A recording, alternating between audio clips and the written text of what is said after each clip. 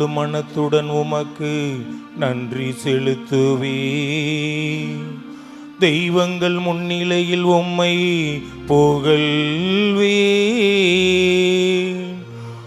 திருக்கோயிலை நோக்கி உம்மை திரும்பி உம்மை தாழ்பணிவே.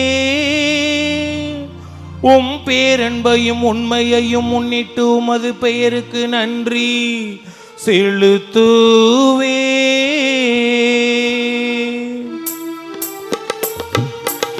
ஆண்டவரே, நான் மன்றாடிய நாளில் எனக்கு செவி சாய்த்தீர். ஆண்டவரே,